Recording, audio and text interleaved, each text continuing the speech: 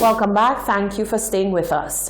While a fireworks display was lighting up the sky to usher in the island's 41st anniversary of independence, a fire at Marcia was gutting a dwelling house and claimed the lives of 2 people. Julia Wilkinson, believed to be in her 70s, and Bobolin Sylvester, believed to be in his 50s, both perished in the fire. According to information, the dwelling was home to 4 people. Reports indicate that 2 family members were forced to flee the burning structure. Residents say by the time they became aware of the fire, it was already too late to rescue the 2 individuals from the raging inferno.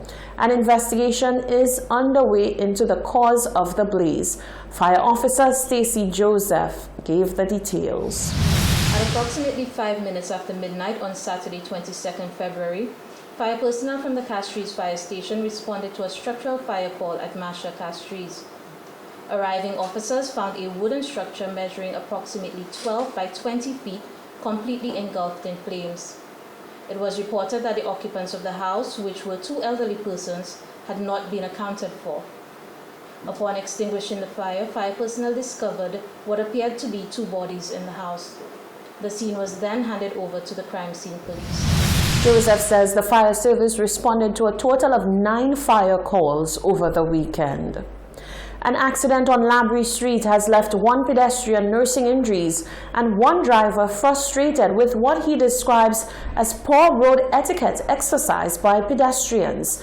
Jacques Wooding reports. At 11 a.m. on February 24th, a male pedestrian was struck down as a driver in a white minivan executed a turn from Meekwood Street onto Labrie Street. The driver involved in the incident, while being jeered at by a growing crowd, expressed his dissatisfaction with the pedestrian who, by his account, dashed into the street. I did the right thing. I stopped. When the guy hit me, I stopped because as you could see, how far my vehicle is. I'm done talking. One eyewitness, who chose to remain anonymous, recounted what she describes as a freak accident. The incident which happens by the church, which is Labrie Street, I witnessed the guy was almost crossing the street when the vehicle was swinging across and hit him, and he fell on the ground, and then he didn't get up. The injured pedestrian complained of discomfort and pain in the back and the neck, and was subsequently transported to hospital by ambulance. For 7 News, I am Jacques Wooding. The Royal St. Lucia Police Force continues to crack down on illegal firearms slowly but surely, with 2 arrests made over the weekend in 2 opposite ends of the island. Both of the individuals have been charged and are awaiting sentencing. Public Relations Officer of the Royal St. Lucia Police Force, Corporal Ann Joseph, spoke with the Hot 7 News team. 2 operations were conducted by various units within the Royal St. Lucia Police Force on the 21st of February 2020. The first of which was in the Bel Air area, and we had a 44-year-old, namely Orlando Jade, who was arrested and has now been charged for possession of firearm and possession of ammunition without a valid license. A total of 5 charges, 3 for possession of firearms. There were 3 firearms recovered, and 2 different counts of possession of firearm. 2 different calibers of ammunition were found, and he was charged for that. There's also a second individual who was arrested in the Grizzly area, the 30-year-old Guyanese national. He's been identified as Elvis Jermaine Benjamin, and he has been charged for possession of a firearm and ammunition without a valid license.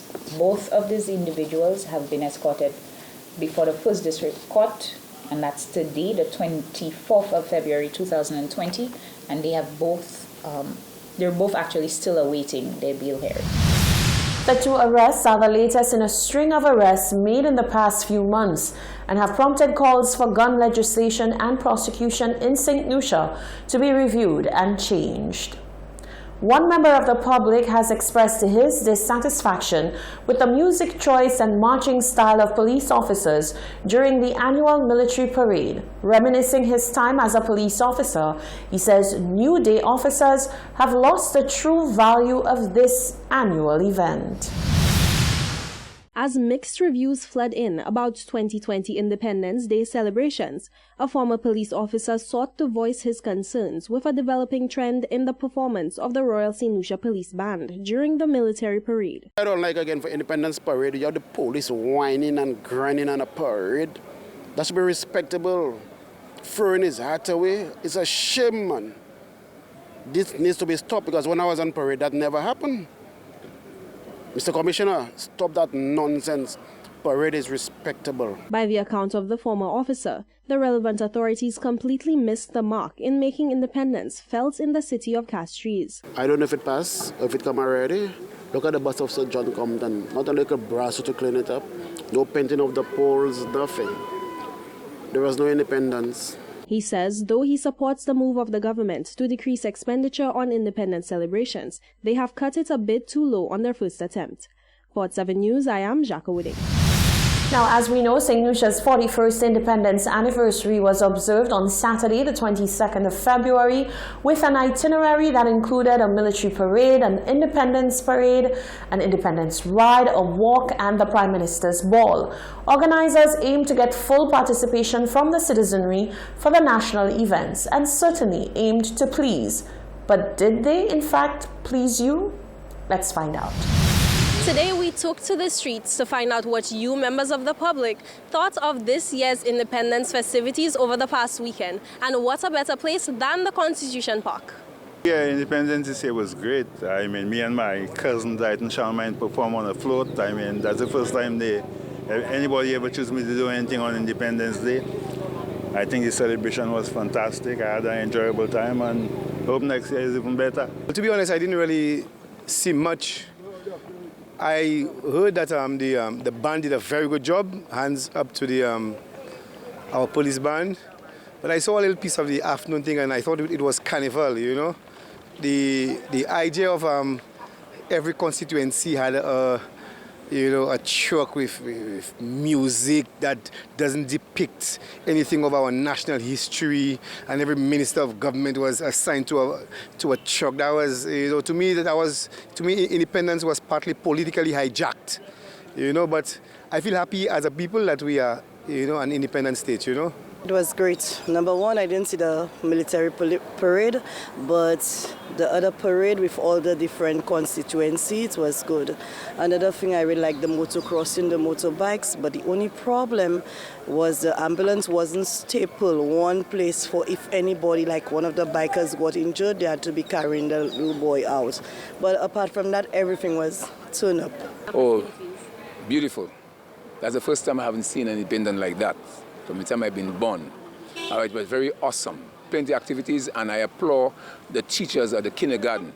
Oh, those teachers had a lot of hard work, and to see those children responding at the same time they tell them the things as to say, oh, I'm amazed at that. Those teachers at daycare, I applaud them very much. And that was a very good, heavy independence. I hope I live to see another one like that again. Well, it's my first time I actually stay and watch. Normally I would be a part of Independence on the back of the bike, but I have to say it was a blast this year.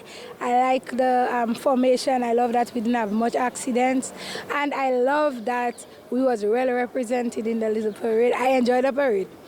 The best thing I enjoyed was the Prime Minister's office. That was really cute, and I love everything about it. It was just very family oriented. I cannot wait for next year. Well, I really didn't see it, so can't really say. No, to me, independence doesn't make any sense nowadays.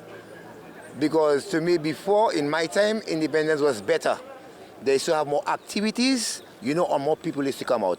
So I think this, to me, nowadays, it doesn't make any sense, so I stay at my home. No, well, the celebration means nothing to me. I mean, for other people, well, I mean, they celebrate it, but I personally do not celebrate independence.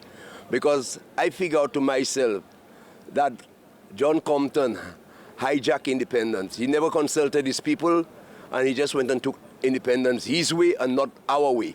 So I'll never support it, and I'll never support it. Who want to be against me can be against me. But I I never celebrate it, and I'll never celebrate it. It was a very good turnout.